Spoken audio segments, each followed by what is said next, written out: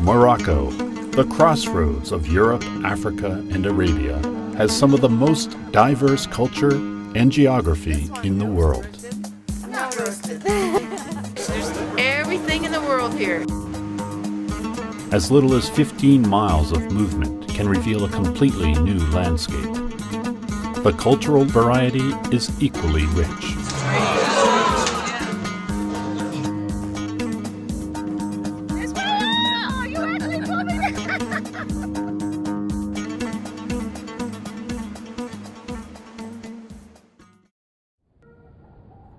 Fez, Morocco's second largest city, was founded in the 9th century and is home to the oldest university in the world.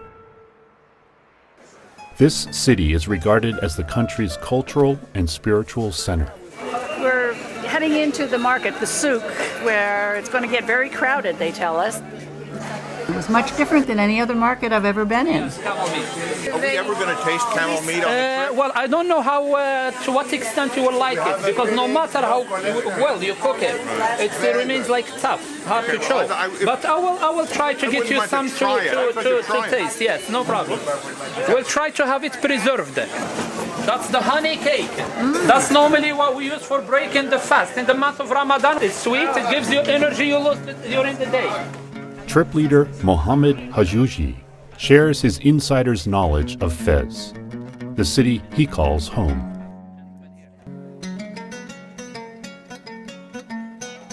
This is our first Arab country. OAT, we've just done it before, and he's very professional. There's never been a problem with the guide, so there's a lot of confidence in that. You see the goat skin container? So they clean them and fill them up with water. I like his honesty. A good professional guide is really valuable. And may God bless you all with God's peace.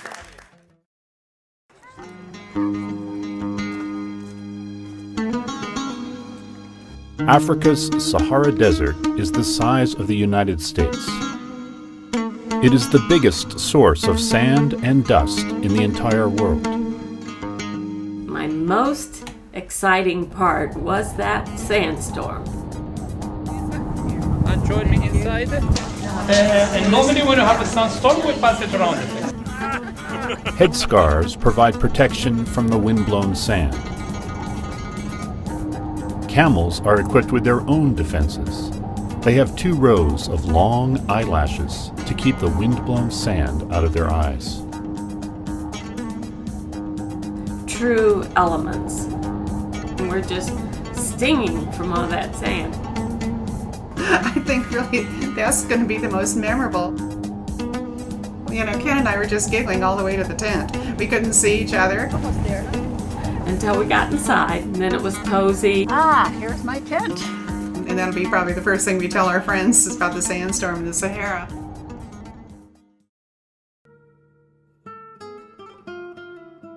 After a night with some of the brightest stars seen from anywhere on Earth, the sun rises in the east, shining over 3,000 miles of desert. Well, it made me feel happy. I like the visiting with the people, getting to know the people.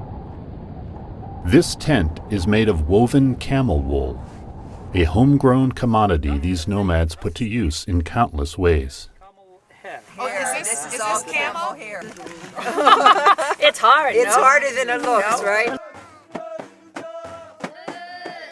These nomads are ethnic Tuaregs. A series of snare frame drums called bandiers provide the main percussive rhythm for their music. Tuareg women often release a special call or scream to express celebration.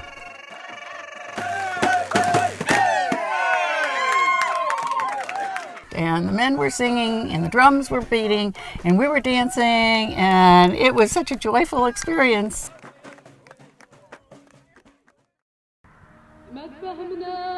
Unlike the fully nomadic tribes of the Sahara, semi-nomadic people live here in the Middle Atlas Mountains. They lead their herds into these mountains each spring to graze for the season. There is not the whole family here because today it's a market day. So they went into the souk. The nearest souk, or market, is a half-hour drive away and provides this young woman's family of 7 with all the food supplies it needs. She just was smiling and laughing so much at the time. Well, that's what I told her. Now it's your turn.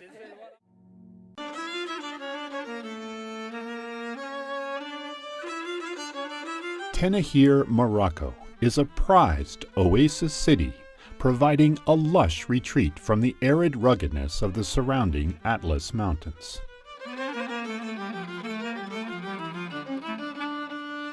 For the locals of this emerald in the sand, the pattern of daily life is old, centuries, even millennia. For most Amazigh, the day begins before sunrise with a morning call to prayer, the first of 5 calls for the day ahead.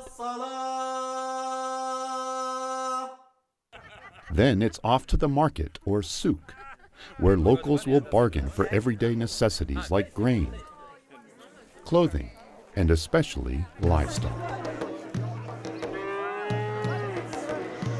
Once a week, this town's live animal market is also a place to share stories and socialize. Animals are central for many households in Tenahir, but for the semi-nomadic people surrounding the city, they are vital. In these families, the men tend to the livestock. The women look after the family. For all families, traditional Moroccan cuisine served at lunch and dinner has changed little over time.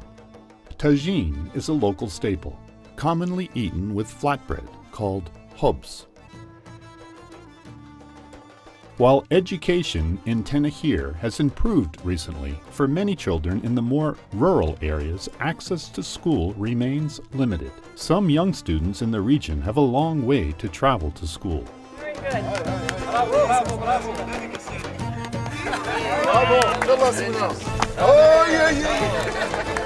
More than 160 young boys who wouldn't otherwise have access to education come to this center, funded by the Grand Circle Foundation, to live, study, and enjoy some well-earned recreation.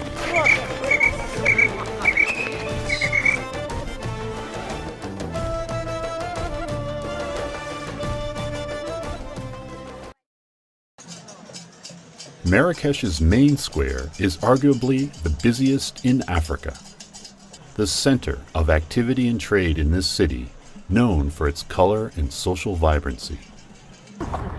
See, we've had mules, donkeys, camels, and now we're in a carriage. Now we're moving up each time. I think I feel like a royal princess riding around in a carriage.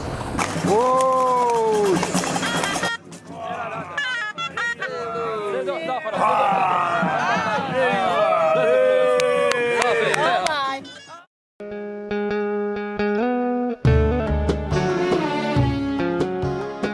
From the beaches of the Atlantic Ocean, to the snowy peaks in the Atlas Mountains, to the desert sands of the Sahara, Morocco is a land of stark contrasts.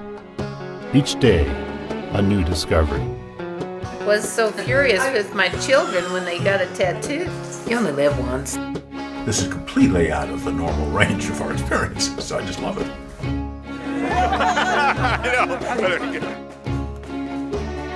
Absolutely worth every trip. An experience you could not describe unless you went there. My name is Aziz Kabiri, and I am a tour director for OAT on the Morocco Sahara Odyssey. I was born and raised in the Medina of Fez in Morocco. And it is a step back into history, into space and time. And once you go through one of the gateways, actually you are back into the 9th and 10th century. It is a maze, and it's made out of 9,000 alleyways. And 850 alleyways are dead ends. You can turn around in circles. When I was 5 years old, I used to run away and I used to get lost. Start crying, somebody is gonna grab me and put me back where I belong. So this is where I grew.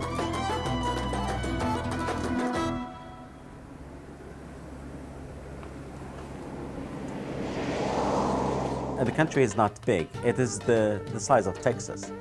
And if you move 10 kilometers, the scenery is going to look completely different.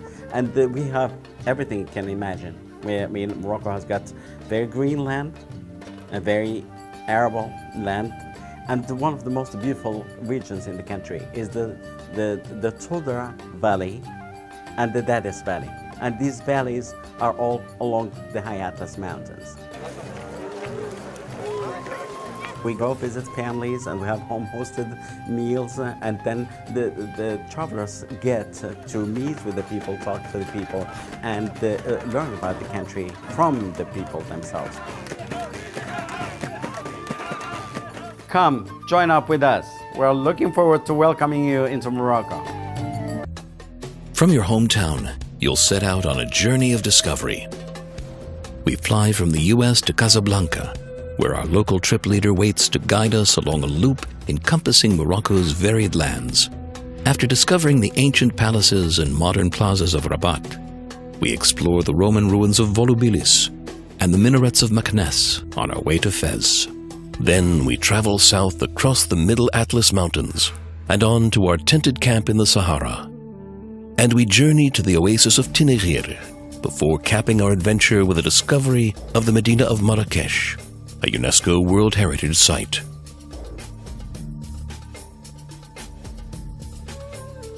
On this adventure, you'll explore some of the highlights of North Africa. We'll discover several UNESCO World Heritage Sites, like the Medinas of Fez and Marrakech, the mountain fortress of Ait Ben Haddou, and the ancient Roman settlement of Volubilis. We'll take in striking views of the Moroccan landscape and visit remote villages as we travel across the Atlas Mountains. And a real highlight will be our stay in the Sahara, where we'll walk the golden dunes and sleep in comfortable tents beneath the countless stars of the desert sky.